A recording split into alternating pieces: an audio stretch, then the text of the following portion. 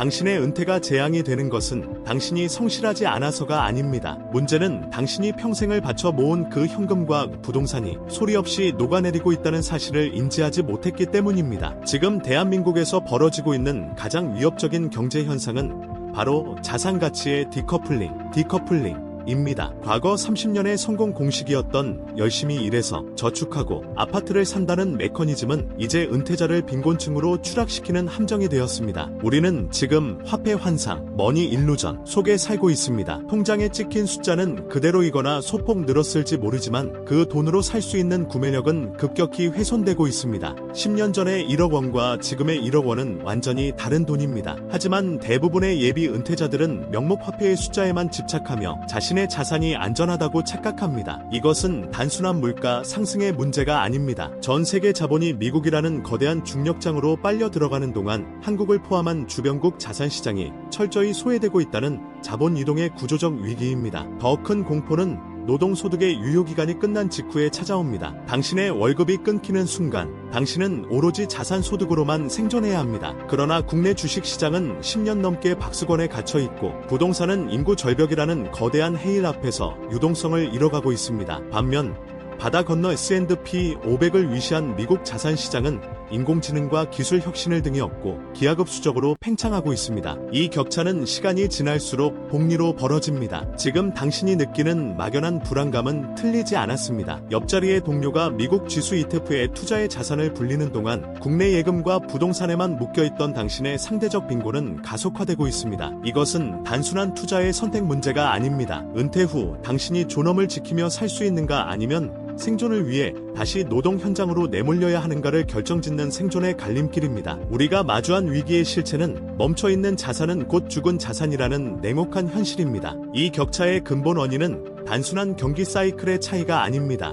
미국 시장과 한국 시장을 움직이는 시스템의 설계도 자체가 다르기 때문입니다. S&P 500의 우상향은 우연의 산물이 아니라 철저하게 설계된 자본주의의 승리 방정식입니다. 그 핵심에는 주주 환원과 자정작용이라는 두 가지 강력한 메커니즘이 작동하고 있습니다. 미국 기업들은 벌어들인 이익을 주주에게 환원하는 것을 최우선 과제로 삼습니다. 막대한 자사주 매입과 소각은 유통주식 수를 줄여 주당 가치를 강제로 끌어올립니다. 이것은 기업이 성장을 멈춰도 주가는 오를 수밖에 없는 구조를 만듭니다. 반면 국내 증시는 고질적인 거버넌스 문제로 인해 기업의 이익이 주주에게 온전히 전달되지 않습니다. 이익 잉여금을 사내에 유보하거나 문어발식 물적 분할을 통해 주주 가치를 희석시키는 행태가 반복되는 한 국내 주식은 장기 투자의 대상이 아닌 단기 트레이딩의 영역에 머물 수밖에 없습니다. 더욱 중요한 것은 S&P 500 지수 자체가 가진 자정 능력입니다. 이 지수는 살아있는 유기체와 같습니다. 시대의 흐름에 적응하지 못하고 도태된 기업은 가차없이 지수에서 퇴출당하고 그 빈자리는 가장 혁신적이고 돈을 잘 버는 새로운 기업들로 즉시 채워집니다. 당신이 잠든 사이에도 지수는 스스로 리밸런싱을 수행하며 부실 자산을 털어내고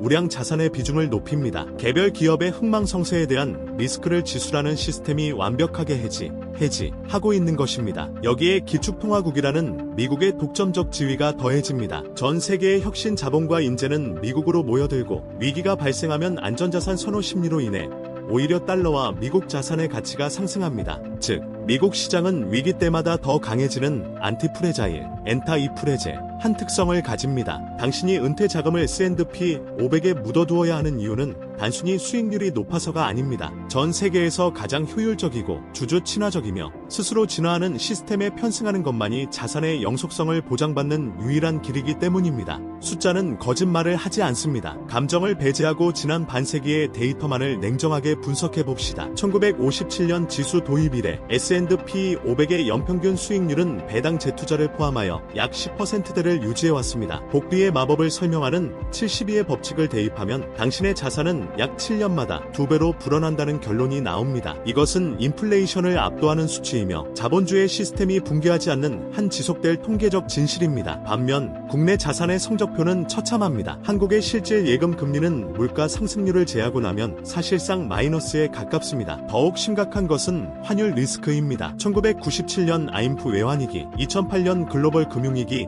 당시 원화 가치는 수직으로 추락했습니다. 위기의 순간 원화 자산만 보유한 은퇴자는 자산 가치가 반토막 나는 공포를 겪었지만 달러 자산 보유자는 환차익을 통해 오히려 자산을 방어하거나 증식시켰습니다. 당신의 노후 자금 전체를 원화 표시 자산에만 묶어두는 것은 대한민국 경제의 지정학적 리스크와 환변동성을 맨몸으로 받아내겠다는 무모한 도박과 다를 바 없습니다. 은퇴 설계를 위한 재무학의 표준 모델인 트리니티 연구, 트리너티 스터디를 적용해봐도 결과는 명확합니다. 은퇴 자금의 4%를 매년 인출해도 원금이 고갈되지 않고 30년 이상 유지될 확률, 이른바 4%의 법칙은 미국 주식과 채권을 혼합했을 때 95% 이상의 성공 확률을 보였습니다. 하지만 저성장 국면에 진입한 한국 증시나 부동산 위주의 포트폴리오로는 이 성공률을 담보할 수 없습니다. 일본의 잃어버린 30년을 상기해 보십시오. 니케이 지수가 전고점을 회복하는데 무려 34년이 걸렸습니다. 은퇴자에게는 그 긴 세월을 버틸 시간이 없습니다. 미국 시장은 역사상 숱한 폭락장을 겪었지만 평균적으로 5년 내외에 전고점을 돌파하고 우상향 곡선을 그려왔습니다. 이것이 바로 기축통화국 시장이 가진 회복 탄력성입니다. 은퇴 후 현금 흐름이 끊긴 상황에서 당신을 지켜줄 수 있는 유일한 동화줄은 변동성을 이겨내고 우상향이 검증된 데이터뿐입니다. 막연한 국수주의나 익숙함에 기대어 투자를 결정하기엔 당신의 남은 인생이 너무나 깁니다. 시뮬레이션을 돌려보겠습니다. 여기 평생을 성실하게 일하고 은퇴한 60세의 김 부장과 이 이사가 있습니다. 김 부장은 원금 보장을 신봉하며 퇴직금을 은행 예금과 수도권 외곽의 아파트 한 채에 묶어두었습니다. 반면 이 이사는 자산의 절반 이상을 S&P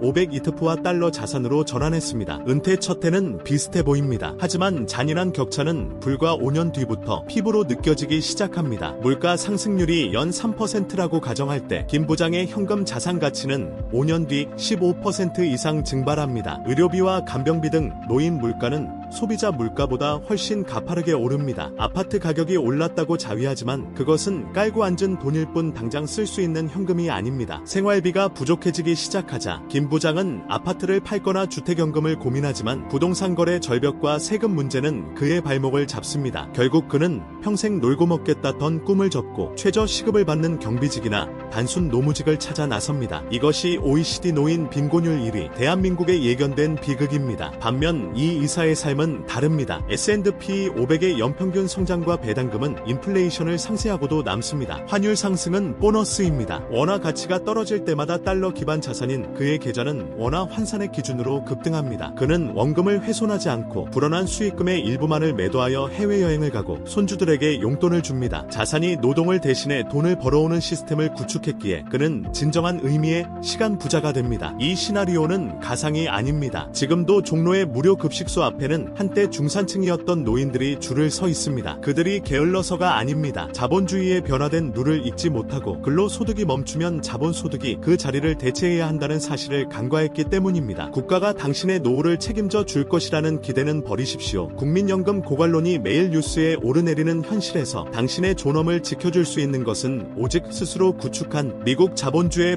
파이프라인뿐입니다. 지금 준비하지 않으면 당신의 긴 노후는 축복이 아니라 형벌이 될 것입니다.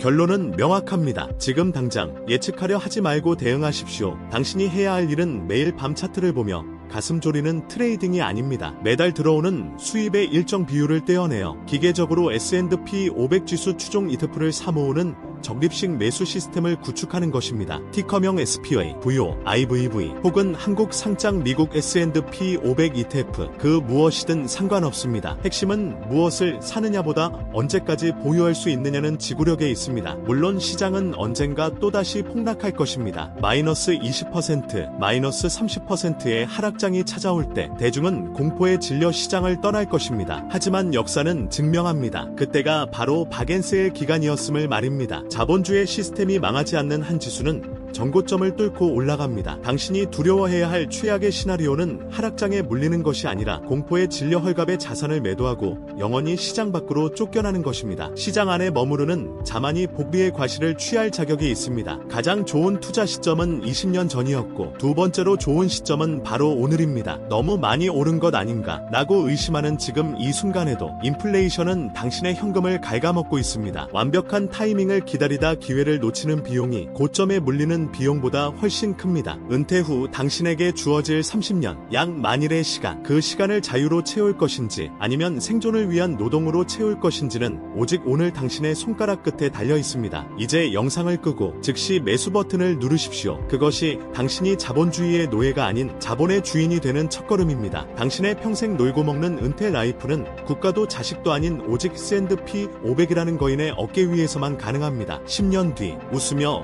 이 영상을 다시 보게 될 당신을 응원합니다. 이상입니다.